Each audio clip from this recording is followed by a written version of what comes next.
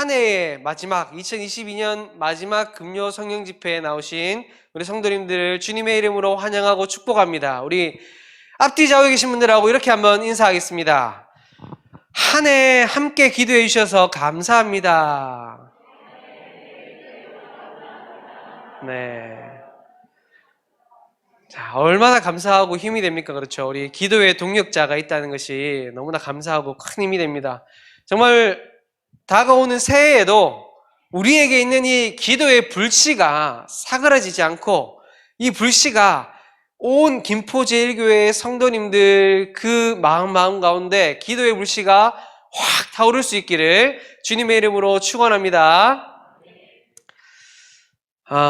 오늘 읽은 말씀을 가지고 잘못을 하고도 고치지 않는다라는 제목을 가지고 말씀을 나눴으면 좋겠습니다. 우리가 또 한 해를 돌아보는 마지막이지 않습니까? 우리가 한 해의 마지막이 되면 지난 한 해를 돌아보잖아요. 그러면은 항상 연초에 계획을 세워요. 그렇죠? 난 다이어트 해야지. 나는 뭐 해야지. 근데 연말에 되면 항상 후회하잖아요. 그렇죠? 매년 연말이 되면 한 해를 마무리하면서 그 해를 상징하는 사자성어가 발표됩니다. 네, 몇 해 전부터 계속해서 발표가 됐어요.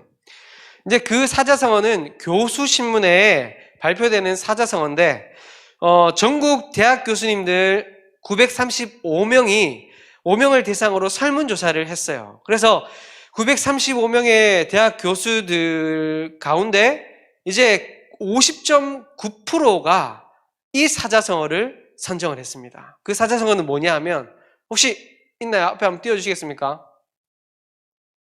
없어요? 네, 없구나. 네. 제가 띄워달라고 올려드렸는데, 네. 자, 이 사자성어 뭐냐 하면 과이불개입니다. 과이불개. 혹시 뉴스에서 보신 분도 있으실 거예요, 아마. 올해의 사자성어 과이불개. 이 뜻은 뭐냐 하면 잘못을 하고도 고치지 않는다. 오늘 설교 제목이죠. 네, 그 뜻을 가지고 있어요. 이것은 이제 논어에 나오는 글귀인데요. 과이불개 시위과의라는 글에서 따온 겁니다. 잘못을 하고도 고치지 않는 것. 이것을 잘못이라 한다. 라는 그 글귀에서 가지고 온 겁니다. 우리나라를 대표하는 지식인들, 우리나라의 석학들이 왜 이 사자성어를 선정한 걸까요? 올해의 사자성어로 왜 선정을 한 걸까요? 그것은 사건, 사고가 있는데 분명히 문제가 있는데 책임자가 없다는 겁니다. 책임지는 사람이 없다는 거예요. 자기 검증은 없고 남 탓만 하고 어느 하나 잘못을 뉘우치고 개선하는 이가 없다라는 것에서 오는 비통함으로 이 과이불개의 사자성어를 선정한 것이죠. 그러면 교수님들이 이 사자성어를 선정하면서 그렇다면 앞으로 어떻게 했으면 좋겠냐? 앞으로 우리나라가 이 사회가 어떻게 하기를 원하느냐라는 그 대답으로 이런 대답을 했습니다. 리더의 본질은 잘못을 고치고 다시 과오를 범하지 않는 솔선수범의 자세, 마음을 비우는 자세에 있다라고 이야기하면서 각 분야의 리더들에 대해 잘못을 인정하고 고치라 라고 그렇게 답을 했습니다. 그리고 남 탓보다는 제 탓하기, 자신부터 성찰하는 한국 사회가 되자라고 그렇게 이제 답을 이야기한 거예요. 이런 사회가 되었으면 좋겠다라고 이야기를 한 겁니다. 참 우리가 지나온 한 해를 돌아보면 2022년 한 해에 많은 일들이 있었잖아요. 그렇죠? 얼마나 큰 사건, 사고가 있었고 가슴 아픈 일들이 있었습니까? 사회적으로 많은 일들이 있었죠. 그 가운데 참 많은 잘못들이 있었어요. 그리고 우리 개인적으로도 보면 많은 잘못을 하면서 한 해를 살아왔습니다. 왜냐하면 모든 사람은 다 잘못을 하잖아요. 잘못 안 하는 사람이 있습니까? 다 잘못을 하죠. 그러나 잘못을 고치기는커녕 잘못을 돌아보고 회개하지도 않는 것. 잘못을 할 수는 있는데 잘못을 돌아보고 회개하지 않는 것, 그것이 문제라는 거예요. 그렇다면 사람들은 왜 잘못을 고치지 않으려고 하는 걸까요? 우리 사람들의 마음에는 내가 잘못한 것을 알고 있는데도 고치지 않으려고 하는 그런 마음들이 있어요. 왜 그런 걸까요? 아니, 왜 잘못을 회개하지 않는 것일까요? 그 이유를 세 가지로 생각해 봤습니다. 첫 번째는, 자, 따라해 볼까요? 첫 번째, 나는 아니라고 생각하기 때문입니다. 네. 자, 손을 한번 이렇게 올리고 가슴에다 대면서 나는 아니라고 생각하기 때문입니다. 네. 나는 아니라고 생각하기 때문이에요. 사람이 자신의 잘못을 생각하지 못하고 남에게 시선을 돌리고 남 탓하는 것, 남에게 손가락질 하는 것은 우리 인류의 조상에게서부터 계속해서 내려오는 습관인 것 같습니다. 첫 인류인 아담과 하와가 그랬잖아요. 그렇죠? 죄를 범하고 자신의 잘못에 대해서 어떻게 했습니까? 잘못을 뉘우쳤나요? 아니죠. 남 탓하기 바빴잖아요. 하나님이 주신 저 여자 때문에 저 여자가 열매를 줘서 내가 먹었습니다. 그러니까 하와는 어떻게 했습니까? 저 뱀 때문에, 저 뱀이 나를 꼬드겨서 그렇습니다. 그렇게 남 탓하기 바빴죠. 인류의 첫 살인자인 가인은 어땠습니까? 자신의 동생 아벨을 죽이면서도 자신의 잘못을 돌아본 것이 아니라 저거 하나님이 아벨의 재물만 받아서 내가 아벨을 죽이는 거야 하고 아벨을 탓하고 하나님을 탓했을 거예요. 모든 사람은 그 마음속에 나는 아니야, 나는 상관없어, 나는 해당 사항이 없어 라고 생각하려는 모습이 누구나 다 있다는 겁니다. 회개에 대한 말씀을 들을 때도 이 말씀은 내 남편이 들었어야 되는데 아쉽다. 이 말씀은 김 집사가 들었어야 되는데, 그런다는 겁니다. 나는 상관없는 사람이다, 난 상관없는 사람이라고 넘겨버리려는 모습이 우린 다 있어요. 그러나 오늘 말씀을 보면, 오늘 말씀, 우리가 읽은 말씀 앞에 1장에 보면 이 요엘서의 청중을 어느 특정한 사람으로 지목하지 않습니다. 1장 2절에 보면 늙은 자들아 라고 말하고, 1장 5절에 보면 취하는 자들아, 또 11절에 농부들아, 포도원을 가꾸는 자들아, 또 13절에 보면 제사장들아 라고 그렇게 여러 사람들을 지목하는 것 같지만 사실은 모든 사람, 모든 백성들이 회개의 대상이다 라고 말씀하고 있어요. 우리 함께 1장 2절 말씀 한번 읽어볼까요? 1장 2절 말씀 시작. 늙은 자들아 너희는 이것을 들을지어다. 땅의 모든 주민들아 너희는 귀를 기울일지어다. 너희의 날에나 너희 조상들의 날에 이런 일이 있었느냐. 어때요? 이 땅의 모든 사람들아 라고 이야기하고 있잖아요. 그렇죠? 그리고 이 요엘서의 저자인 요엘은 어떤 특정한 시대, 물론 이 요엘서를 쓴 시대는 분명히 있을 거예요. 그런데 어떤 특정한 시대를 회개의 대상으로 정하고 있지 않은 것 같아요. 저자 요엘은 시간적인 배경을 특별히 설명하고 있지 않습니다. 많은 학자들은 이 시기를 추측해요. 어느 시대를 대상으로 하고 있다, 어느 시대를 대상으로 하고 있다라고 많은 학자들은 추측하지만 정작 성경이 이야기하고 있지 않기 때문에 우리는 그 시기를 특정할 필요가 없을 것 같아요. 그러나 하나 확실한 것은 그 시대가 큰 죄를 지었고 그 큰 죄에 대한 결과로 큰 재앙 앞에 놓여 있는 시대다라는 것이죠. 요엘이라는 선지자의 이름의 뜻이 있습니다. 그 뭐냐면 여호와가 하나님이시다라는 거예요. 여호와가 하나님이시다. 이런 여호와가 하나님이시다라는 뜻은 하나님의 주권이 위협받는 시대에 아마 크게 외쳐지고 불려졌을 거라고 생각됩니다. 하나님의 주권이 위협받는 시대, 언제입니까?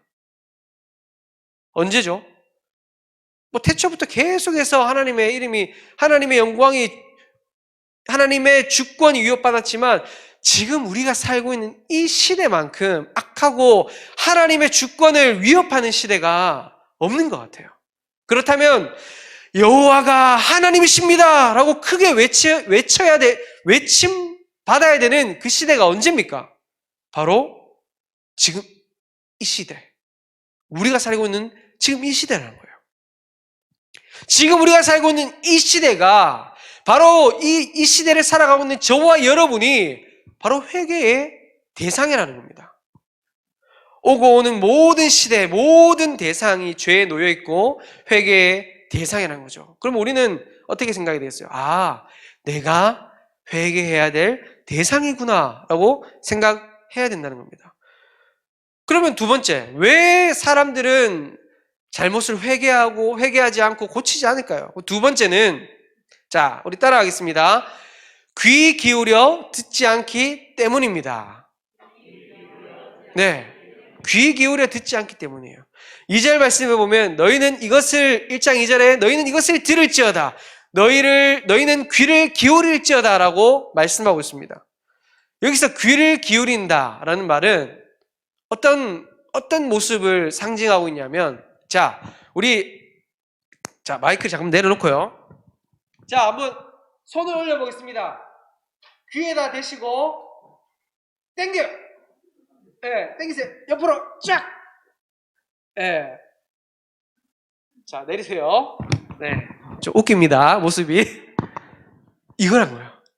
귀를 기울여라 라는 그냥 뭐 소리 들어라. 그런 게 아니고, 양쪽에 귀에다 손을 대고 쫙 크게 벌려가지고 하나님의 말씀을 귀에다 담아라.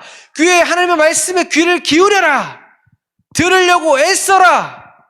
라는 의미를 가지고 있다는 겁니다. 그리고 이 본문은 사역 능동 명령어예요. 이것은 어떤 의미냐면 그들 스스로가, 하나님 말씀을 듣는 자들 스스로가 정신을 집중해서 말씀에 귀를 기울여야 한다라는 것을 촉구하고 있는 겁니다. 하나님의 말씀은 언제라도 선포됩니다. 지금 우리가 살고 있는 이 시대만큼 말씀이 넘쳐나는 시대는 없어요. 말씀의 홍수의 시대에 우리는 살고 있습니다. 하나님의 영광스러운 말씀이 선포되고 있지만 우리는 스스로 양쪽 귀를 잡아당겨서 펴는 것 같은 그런 심정으로 정신을 집중하고 있는가요? 하나님 말씀에 우리는 정신을 집중하고 있습니까?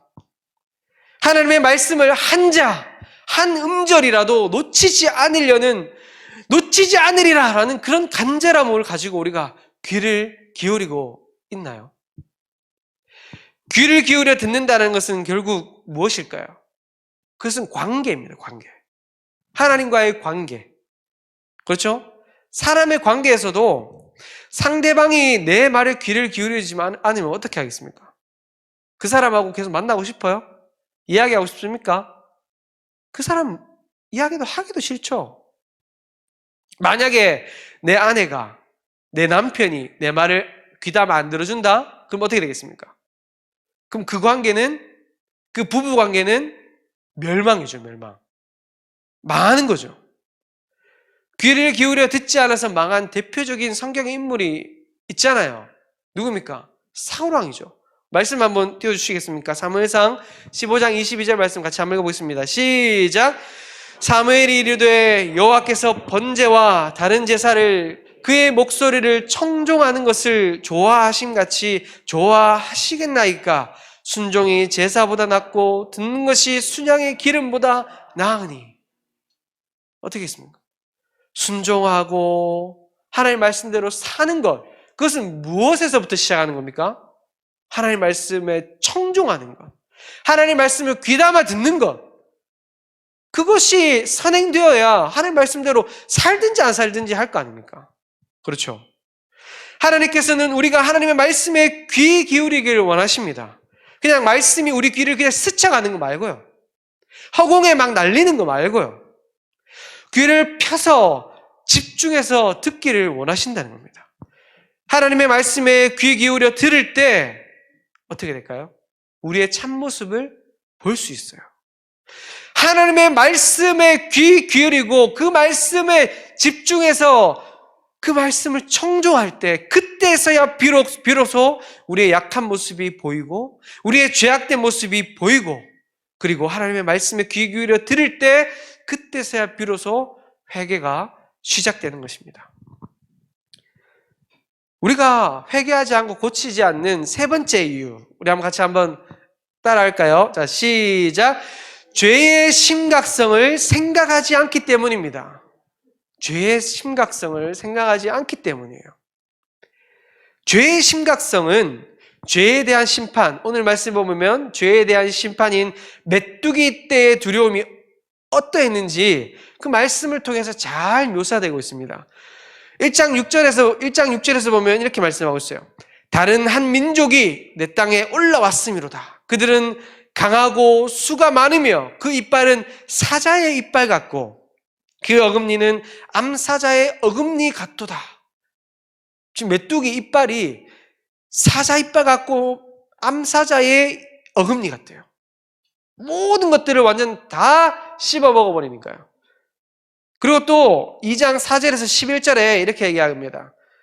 그의 모양은 말 같고 그 달리는 것은 기병 같으며 그들이 산 꼭대기에서 뛰는 소리는 병거 소리와 같고 불꽃이 건물을 사르는 소리와도 같으며 강한 군사가 줄을 벌이고 싸우는 것 같으니 그 앞에서 백성들이 질리고 무리의 낯빛이 하얘졌도다. 그들이 용사같이 달리며 무사같이 성을 기어오르며 각기 자기의 길로 나아가되 그 줄을 이탈하지 아니하며 피차에 부딪히지 아니하고 각기 자기의 길로 나아가며 무기를 돌파하고 나아가나 상하지 아니하며 성중에 뛰어들어가며 성 위에 달리며 집에 기어오르며 도둑같이 창으로 들어가니 그 땅에서 땅이 진동하며 하늘이 떨며 해와 달이 캄캄하며 별들이 빛을 거두도다. 여호와께서 그의 군대 앞에서 소리 지르시고 그의 진영은 심히 크고 그의 명령을 행하는 자는 강하니 여호와의 날이 크고 심히 두렵도다. 당할 자가 누구이랴. 이 메뚜기 떼가 얼마나 무서운지 말 그대로 메뚜기 떼가 지나가면 하나도 안 남는다는 거예요. 쑥대밭이 되기 때문에 오늘 말씀 마지막에 어떻게 이야기합니까? 당할 자가 누구냐? 라고 이야기하고 있죠. 이스라엘 백성들의 죄에 대한 메뚜기의 심판이 얼마나 두려운지, 그 메뚜기 떼가 얼마나 두려운 존재인지 잘 묘사해주고 있는 것입니다. 이 두려운 메뚜기 떼가 뭐 때문에 오는 것이라고요? 이스라엘 백성들의 죄악 때문에 오는 결과라는 겁니다. 우리의 죄가 얼마나 심각한 것입니까? 우리의 죄가 얼마나 심각합니까? 하나님과의 관계가 끊어지고 하나님의 진노와 저주 아래 놓이게 되고 이 땅에서의 비참함뿐만 아니라 죽음 아래 놓이게 되는 것, 그것이 바로 죄의 결과입니다. 그로 인해서 하나님의 아들인 독생자 예수께서 고난받으셔야 했고 멸시받으셔야 했고 찢기시고 죽으셔야 할 만큼 비참한 것이 죄라는 거예요. 그런 죄인이 바로 나라는 것입니다. 사도 바울도 고백했습니다. 우리 같이 한번 로마서 7장 19절 24절 같이 한번 읽어볼까요? 세 번역으로 읽어보겠습니다. 시작. 나는 내가 원하는 선한 일은 하지 않고 도리어 원하지 않는 악한 일을 합니다. 내가 해서는 안 되는 것을 하며 그것을 하는 것은 내가 아니라 내 속에 자리를 잡고 있는 죄입니다. 여기에서 하는 법칙 하나를 발견하였습니다. 곧 나는 선을 행하려고 하는데 그러한 나에게 악이 붙어 있다는 것입니다. 나는 속사람으로는 하나님의 법을 즐거워하나 내 지체에는 다른 법이 있어서 내 마음의 법과 맞서서 싸우며 내 지체에 있는 죄의 법에 나를 포로로 만드는 것을 봅니다. 나는 비참한 사람입니다. 누가 이 죽음의 몸에서 나를 건져 주겠습니까? 죄가 얼마나 무서운지,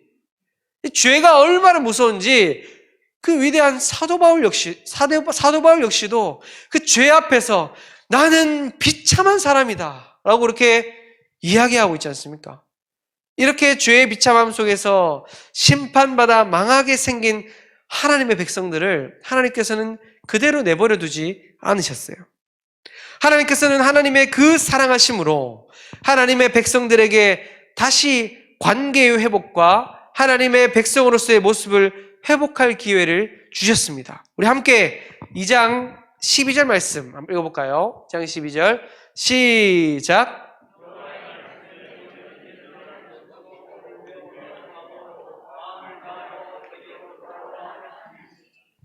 아멘. 오늘 말씀 보면 이제라도 라고 나오죠. 이제라도.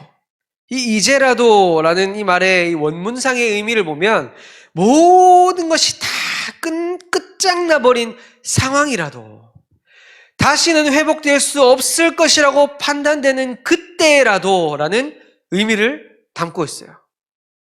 비록 죄로 인해서 심판 가운데 놓여 있지만, 죄로 인한 지금의 상황이 마치 모든 것이 끝나버린 것 같고 다시는 회복될 수 없을 것 같아 보인다고 할지라도, 이제라도, 지금이라도 우리의 시선과 마음을 하나님께 돌리기 원하시는 하나님의 마음이 너무나 잘 느껴지는 말씀 아닙니까? 그리고 마음을 다하여 내게로 돌아오라 라고 하나님께서는 말씀하고 있습니다. 거짓 없이 진실함으로 하나님께 돌아오라 라는 것입니다. 이것은 누구의 마음입니까? 부모의 마음이죠. 부모의 마음. 내 자식이 망하라고 벌 내리는 부모가 어디 있습니까? 너 오늘 맞아 죽어 이런 부모가 있습니까? 아무도 그런 부모가 없죠. 잘못한 것을 인정하고 아빠, 엄마, 내가 잘못했어요. 울면서 다가오는 자녀를 매몰차게 내칠 부모가 과연 어디에 있겠습니까? 이것이 얼마나 큰 은혜입니까? 하나님께서는 죄에 놓여있는 우리들을 향해 괜찮아. 이제라도 돌아오렴. 지금이라도 이제라도 나에게 돌아오렴. 항상 우리를 기다리고 계신 아버지이심이 너무나 참 은혜인 것 같습니다. 그렇다면 이제라도 우리가 여호와께 돌아가야 되는데 어떤 모습으로 돌아가야 할까요? 어떤 모습으로 회개해야 할까요? 그 첫 번째는 마음을 찢음으로입니다. 마음을 찢음으로. 오늘 말씀 보면 옷을 찢는 것이 아니라 마음을 찢으라 라고 말씀하고 있죠. 구약시대의 이스라엘 백성들은 극심한 슬픔이나 하나님 앞에 회개할 때 어떤 풍습이 있었냐면, 어떤 이제 내려온 그런 습관이 있었냐면, 옷을 찢는 그런 풍습이 있었어요. 옷을 찢는 습관. 그런데 오늘 선지자 요엘은 이야기합니다. 옷을 찢지 말라 이야기합니다. 옷을 찢는 것은 형식적인 회개, 진심이 담기지 않은 그런 형식적인 행위를 버리라는 것이죠. 그 대신에 마음을 찢어야 한다고 말씀합니다. 마음을 찢어야 한다. 마음을 찢는다는 것은 은유적인 표현이죠. 우리가 사랑하는 사람에게 어떻게 이야기합니까? 내 마음을 어떻게 보여줄 수 있겠니? 저도 연애할 때 그렇게 이야기했는데, 내 마음을 어떻게 보여줄까? 가슴을 열어서 심장을 꺼내서 보여주고 싶은데 막 이렇게 우리가 그렇게 은유적으로 표현하는 거예요. 그렇게 마음을 찢어서 마음을 찢는다라는 것은, 이것은 상한 심령으로 통회하며 회개하라는 의미입니다. 마음 깊은 곳에서부터 올라오는 절절함에서부터 나오는 회개, 그 회개를 하라는 것이죠.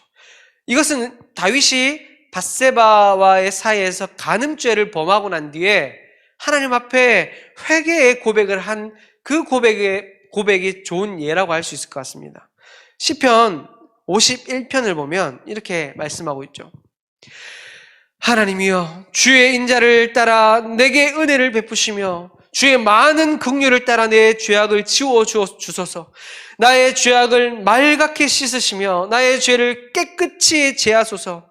물은 나는 내 죄가를 아오니 내 죄가 항상 내 앞에 있나이다.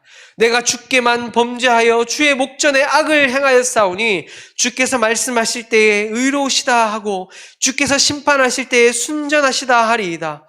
우슬초로 나를 정결하게 하소서. 내가 정하리이다. 나의 죄를 씻어주소서. 내가 눈보다 희리이다. 하나님이여 내 속에 정한 마음을 창조하시고 내 안에 정직한 영을 새롭게 하소서. 나를 주 앞에서 쫓아내지 마시며 주의 성령을 내게서 거두지 마소서. 주의 구원의 즐거움을 내게 회복시켜 주시고 자원하는 심령을 주사 나를 붙드소서. 하나님께서 구하시는 제사는 상한 심령이라. 하나님이여 상하고 통회하는 마음을 주께서 멸시하지 아니하시리이다. 아멘. 마음을 찢는 것, 마음을 찢는 회개, 하나님 앞에 진실함으로 나아가는 가슴 깊은 곳에서부터 절절함을 가지고 하는 이 회개, 이거 어렵습니까?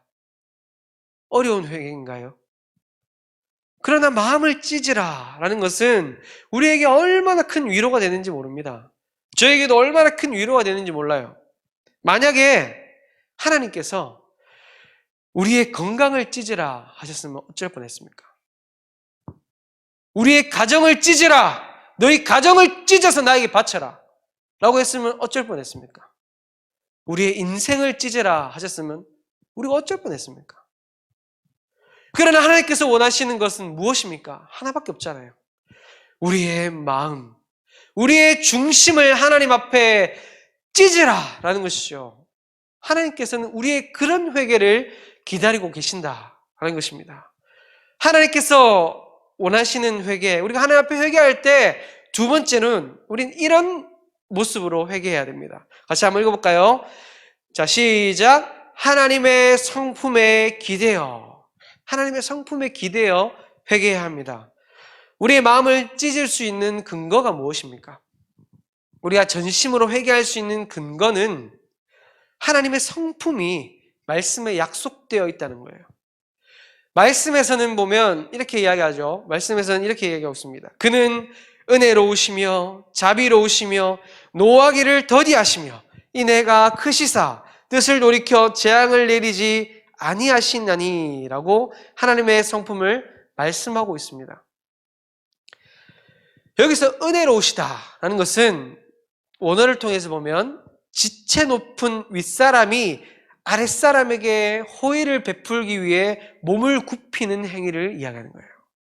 지체 높은 사람, 왕이 아랫사람, 하찮은 사람에게 호의를 베풀기 위해 몸을 굽히는 것. 그것을 상징하는 것에서 유래되었습니다. 자격이 없는, 감히 고개조차 들 수 없는 죄인에게 베푸시는 하나님의 과분한 호의를 나타내고 있지 않습니까? 그리고 하나님을 떠난 죄인을 하나님을 떠난 그 죄를 범하고 비참한 심판을 기다리고 있지만 죄인을 찾아가서 기꺼이 그 죄인을 안아주실 수 있는 하나님의 마음이 은혜로우시다라는 이 말에, 이 성품에 담겨 있다는 거예요. 두 번째로는 자비로우시다라고 이야기합니다. 자비로우시다. 이 자비로우시다라는 말의 원어는 산모가 자기 몸에 잉태된 태아를 출산하기까지 보호하고 양육하는 자궁을 의미하는 그 글에서 유래되었어요. 우리 엄마들이 아기를 품고 있을 때 어떻게 합니까? 마음대로 사십니까? 아니죠. 좋아하던 음식도 안 먹고 좋아하던 운동도 끊고 정말 이 태중의 아기가 10달 동안 조심해가지고 이 세상에 나올 때까지 이 아이에게 온전히 집중하는 것, 그게 어머니의 마음이잖아요. 그렇죠? 자비로우시다라는 이 마음은 아기를 품고 있는, 이 아기를 품는, 아기를 생각하는 어머니의 그 사랑을 나타내고 있는 것입니다. 자신이 직접 낳은 자녀에 대한 어머니의 뜨거운 사랑, 그것을 나타내고 있는 거예요. 노하기를 더디하신다라는 것은, 이것은 시간과 물체를 길게 늘어뜨린다는 의미예요. 죄를 회개하고 돌아오기를 하나님께서 목이 빠져라 기다리고 계신다는 겁니다. 이것은 하나님의 크신 은혜죠. 회개하며 올 때까지 기다리신다라는 것이죠. 인애가 크시다라는 것은 언약 백성에 대한 지속적이고 변함없는 사랑을 말하는 것입니다. 그렇습니다. 하나님의 은혜로우시며 자비로우시며 노하기를 더디하시는 그 은혜는 결코 변함없는 사랑입니다. 지금까지도 앞으로도 계속되는 하나님의 약속이에요. 우리는 이런 하나님의 사랑과 은혜의 성품에 기대어 회개할 수 있는 것입니다. 말씀에 약속되어 있으니까요. 이 성품이. 사랑하는 성도 여러분, 하나님의 이러한 성품에 기대어 회개의 자리로 나올 수 있기를 소망합니다. 항상 하나님께 돌이키시길, 하나님께서 돌이키시길 원하시는 그 크신 은혜 앞으로 나올 수 있기를 소망합니다. 우리가 하나님 앞에 회개할 때 하나님께서는 우리에게 회복을 허락해 주실 것입니다. 마지막으로 우리가 어떻게 회개해야 하는가? 그 세 번째는, 자, 같이 한번 읽어볼까요? 시작! 회복을 믿음으로 회개해야 됩니다. 회복을 믿음으로. 오늘 말씀 14절을 같이 한번 읽겠습니다. 14절 말씀 시작!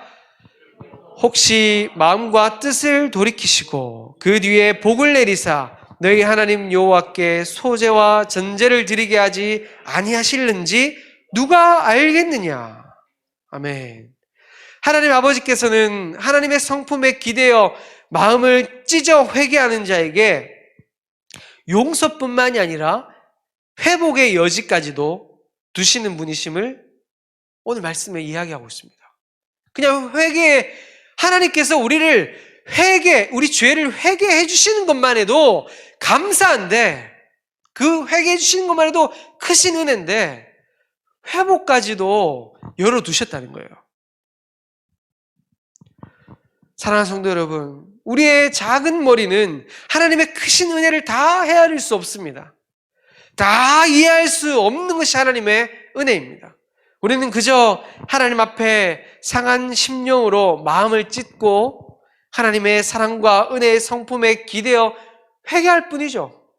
용서해 주시고 다시 받아주시기만 하더라도 감사한데, 우리를 측은히 여기시고 우리를 받아주시고 제일 좋은 옷으로 입히시고 신을 신기시고 손에 가락지를 끼워서 자녀의 신분을 회복시키신 탕자의 아버지와 같이 하나님께서는 우리의 상한 심령을 회복시켜 주시고 죄로 얼룩진 우리의 삶과 영혼까지도 회복시키시고 무너진 우리의 인생을 회복시켜 주실 분이심을 믿을 수 있길 소망합니다. 그런데 우리는 하나님이 이런 분임을 우리는 다 알고 있어요. 우리는 하나님이 이런 분이라는 것을 우리는 다 알고 믿고 있습니다. 그리고 나와 우리 가정을 위해, 우리 교회를 위해, 회복을 위해 기도하고 구합니다. 그러나 진정으로 우리가 해야 할 것은 나의 회개에서 내 자녀와 내 가정과 우리 교회에 대한 회개와 기도에서 머물러서는 안 된다는 거예요. 우리는 이 세대와 이 나라와 민족을 위해 간구해야 됩니다. 왜냐하면 이 세대는, 이 민족은 이런 하나님을 모르잖아요. 그렇죠?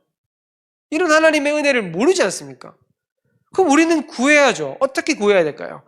오늘 말씀 뒤에 2장 17절에 이렇게 구하라 라고 말씀하고 있습니다. 17절 말씀 같이 한번 읽어보겠습니다. 시작! 여호와를 섬기는 제사장들은 낭실과 제단 사이에서 울며 이르기를 여호와여 주의 백성을 불쌍히 여기소서 주의 기업을 욕되게 하여 나라들로 그들을 관할하지 못하게 하옵소서 어찌하여 이방인으로 그들의 하나님이 어디에 있느냐 말하게 하겠나이까 할지어다 그때 여호와께서 자기의 땅을 극진히 사랑하시어 그의 백성을 불쌍히 여기실 것이라. 아멘. 어떻게 구하라고 이야기합니까? 어떻게 기도하라고 이야기합니까? 여호와여 주의 백성을 불쌍히 여기시옵소서. 여호와여 이 나라를 불쌍히 여기시옵소서.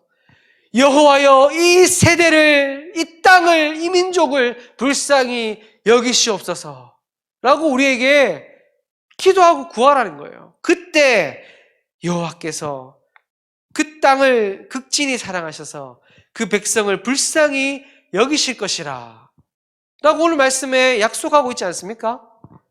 사랑하는 성도 여러분, 회개함으로 회복된 우리들이, 회개함으로 하나님의 은혜로 회복된 우리들이 이 시대와 이 나라를 불쌍히 여겨주실, 하나님께서 여겨주시길 간절히 기도하며 구할 때 과의불개, 잘못하고도 고치지 않는 파렴치하고 염치 없는 이 세대를 하나님께서 고치시고 회복시켜 주시리라 믿습니다. 그런 믿음을 가지고 이 나라를 위해, 이 민족을 위해 기도할 수 있는 저와 여러분들의 다가올 2023년 새해가 될 수 있기를 주님의 이름으로 축원합니다.